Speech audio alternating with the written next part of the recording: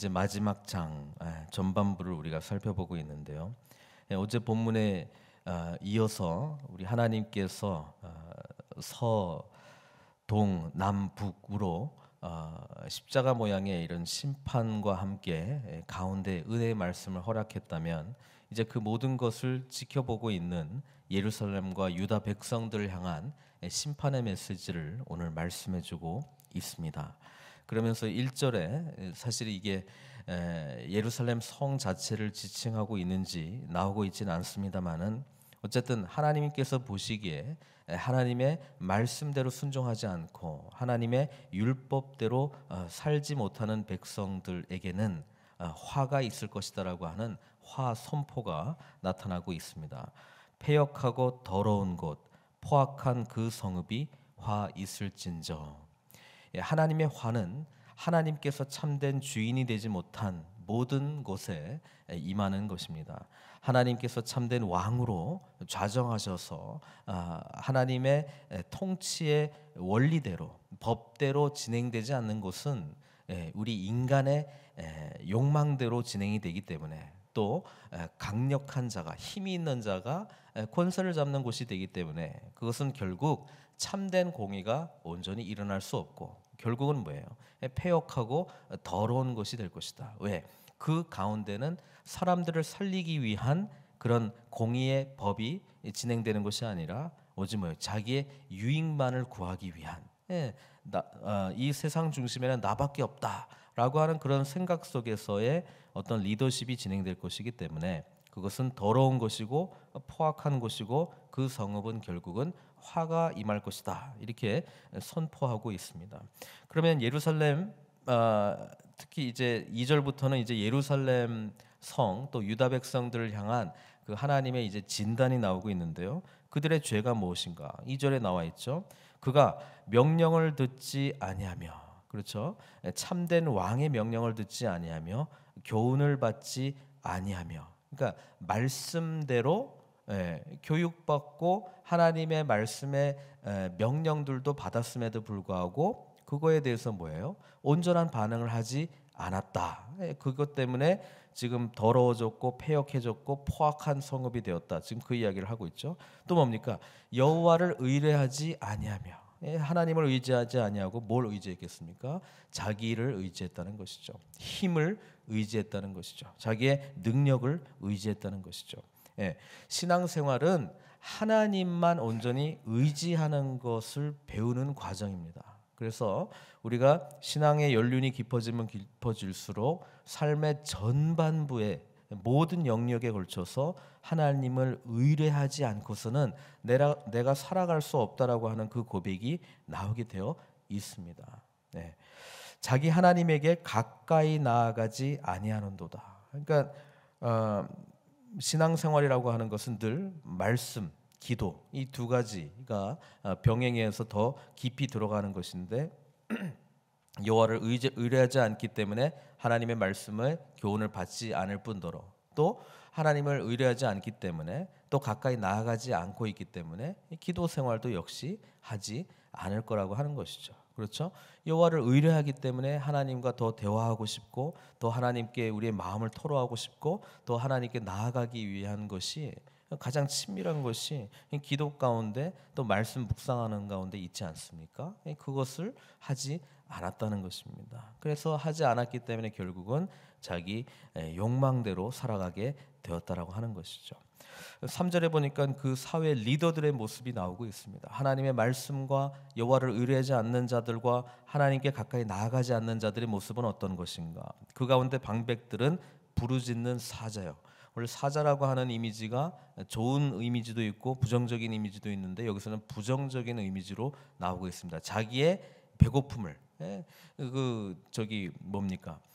찾고자 하는 그 사자의 부르짖음일 수도 있고, 또 모든 동물들 중에 내가 가장 힘 있는 자다, 그 부르짖는 그 교만한 그 소리가 지금 사자의 모습으로 나타나고 있고, 또 재판장, 공의를 집행해야 될 그런 재판장들은 지금 어떤 것입니까? 이튿날까지 남겨두는 것이 없는 저녁 일이다, 이렇게 이야기합니다. 그러니까 음식이 뭐 이리들도 사실 자기가 그 배 체험은 끝난 거 아닙니까? 그런데도 뭡니까? 다음 날까지도 먹어야 될 것까지 그냥 다 먹어치우는 뭐예요? 이 탐욕적인 모습들을 지금 그리고 있는 것이죠. 자기 만족, 자기 유익을 구하는 자들의 극치의 모습을 보여주고 있는 것이죠. 리더들은 이렇게 나가고 있고 또 더 심각한 것은 영적 리더들입니다. 선지자들은 경솔하고 간사한 사람들이다 이렇게 되고 있습니다. 예, 하나님의 말씀에 근거해서 저 상대방에게 정말 하나님의 뜻이 이것입니다. 그것을 간절히 구하고 전하는 것이 아니라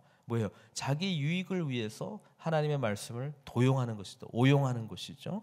예, 자기를 위해서 하나님의 이름을 사용하는 것입니다. 또 그의 제사장들은 성소를 더럽히고 율법을 범하도다. 실제로 이 모습들이 예루살렘에 있었기 때문에 하나님의 진노의 심판이 임했던 것을 우리는 지난번 에스겔 선지자를 통해서 보게 되었습니다. 영적 리더들이 지금 아주 타락하고 하나님 앞에 정말 의뢰하지 아니하고 말씀대로 순종하지 않는 모습들이 지금 나오고 있는 것입니다. 그런데 5절에 보니까 그럼에도 불구하고 하나님은 여전히 공의로우시고 의로운 모습으로 존재하신다. 그게 5절에 지금 나오고 있습니다. 그 가운데 계시는 여호와는 의로우사 불의를 행하지 아니하시고 아침마다 빠짐없이 자기의 공의를 비추시거늘 이렇게 되어 있습니다. 우리 하나님은 변치 않으십니다. 아무리 우리 인간이 여전히 연약한 모습으로 이렇게 세상이 돌아가고 있을지라도 하나님은 불변하신다는 거예요. 하나님은 절대로 변개하지 않으신다는 거예요. 하나님은 여전히 공의로우신 그분이시라는 것을 지금 말씀해주고 있습니다. 여호와는 의로운 분이시다. 계속해서 하나님의 공의를 비추고 있다. 이렇게 이야기하고 있는데 뭐예요? 불의한 자는 수치를 알지 못하는도다.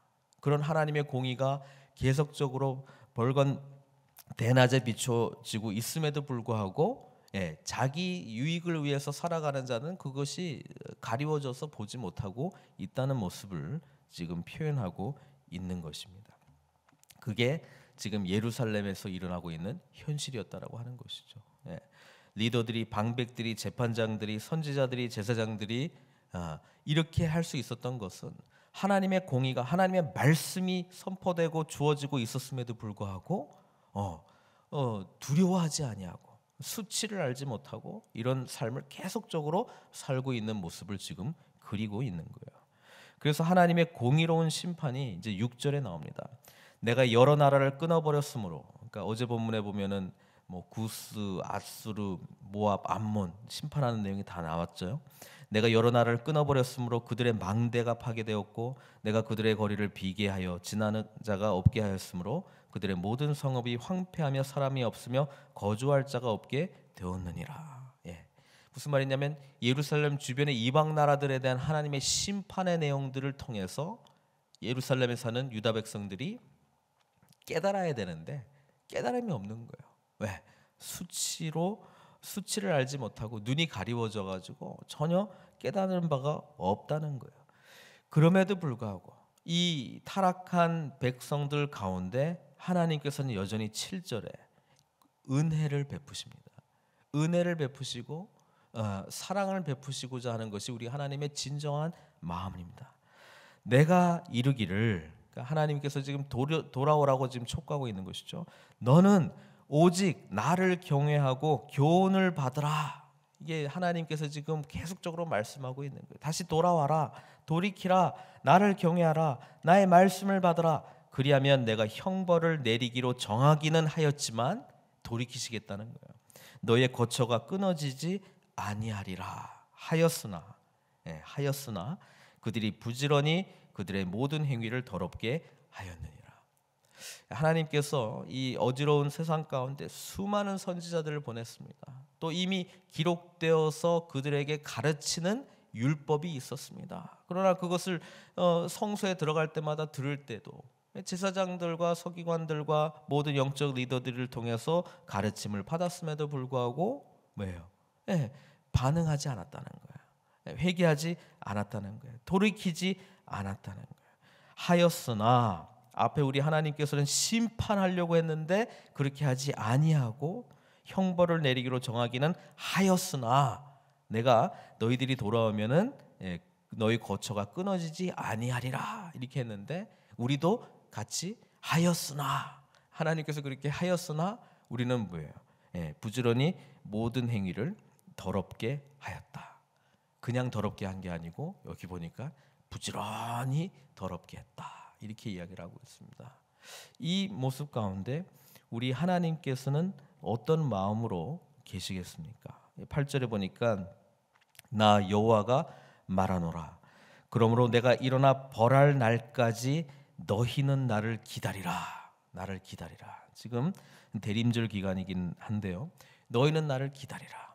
이 기다린다라고 하는 것의 마지막에는 두 가지가 주어져 있습니다. 하나는 끝까지 하나님을 기다리면서 회개하지 않는 자들, 다시 여호와를 경외하고 말씀으로 돌아오고 하나님을 가까이 하지 않는 자들, 그들에게는 심판이 기다리고 있는 것이고, 또 회개하며 오직 하나님을 경외하고 교훈을 받는 자들, 그들이 기다리는 것은 무엇이 끝에 남아 있습니까?